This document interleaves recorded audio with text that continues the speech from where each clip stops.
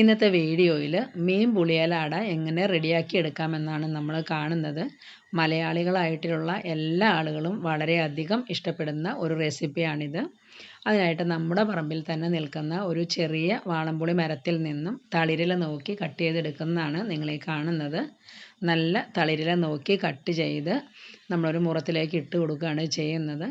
ഇതുപോലുള്ള നല്ല തളിരിലയാണ് ഏറ്റവും നല്ലത്. അതിൻ്റെ കീടങ്ങളെയൊക്കെ നോക്കി വൃത്തിയാക്കി നല്ല രീതിയിൽ കൊമ്പും കോലും കളഞ്ഞ് റെഡിയാക്കി എടുത്തിരിക്കുന്നതാണ് ഇപ്പം നമ്മളീ കാണുന്നത്. അതിനി എന്തെല്ലാം ചേരുവകളാണ് വേണ്ടതെന്ന് നോക്കാം. തേങ്ങ ചിരകിയത്, ഇഞ്ചി, കാന്താരി മുളക്, വെളുത്തുള്ളി, കറിവേപ്പില. കാന്താരി മുളക് ഇല്ലെങ്കിൽ നമ്മുടെ സാധാ പച്ചമുളകായാലും ചേർത്ത് കൊടുത്താൽ മതി. ഊരി വെച്ചിരിക്കുന്ന പുളിയിലയും ആവശ്യത്തിന് ഉപ്പും മഞ്ഞൾപ്പൊടിയും ചേർത്ത് വെള്ളം കുറച്ച് അരച്ചെടുക്കുക. അധികം വെള്ളമായി പോവരുത്. ഇവിടെ അതിനായിട്ട് ഞാൻ റെഡിയാക്കിയിരിക്കുന്നത് 1 കിലോ കൊഴുകമീനാണ്. നമ്മളിവിടെ കൊഴുകമീനെന്ന് പറയപ്പെടുന്നത്. മറ്റു ചിലർ ഇതിനെ നത്തോലി എന്നൊക്കെ പറയപ്പെടും. നമ്മുടെ അരപ്പ് ഇപ്പോൾ റെഡിയായിട്ടുണ്ട്. ഇത് നമ്മൾ ഈ മീനിനകത്തേക്ക് ചേർത്ത് കൊടുക്കുകയാണ്.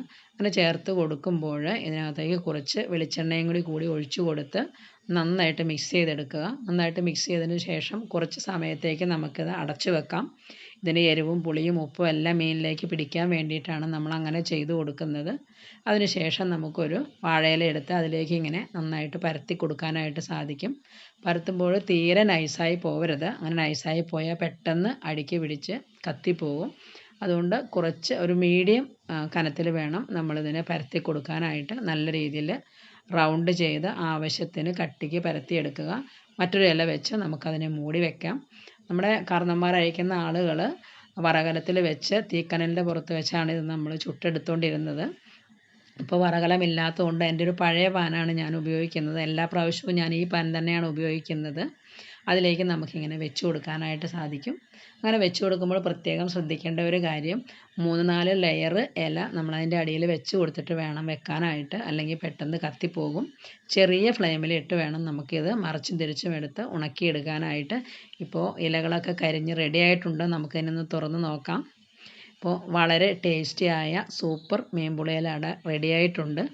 ഉച്ചയൂണിനും അത്താഴത്തിനും ഒഴിച്ചുകറിയോടൊപ്പം ഒരു സൈഡ് കറിയായിട്ട് നമുക്കിതിനെ ഉപയോഗിക്കാനായിട്ട് കഴിയും. എല്ലാവരും വളരെ ഇഷ്ടപ്പെടുന്ന ഒരു റെസിപ്പിയാണ്. നിങ്ങളും ഇതൊന്ന് ട്രൈ ചെയ്ത് നോക്കണേ.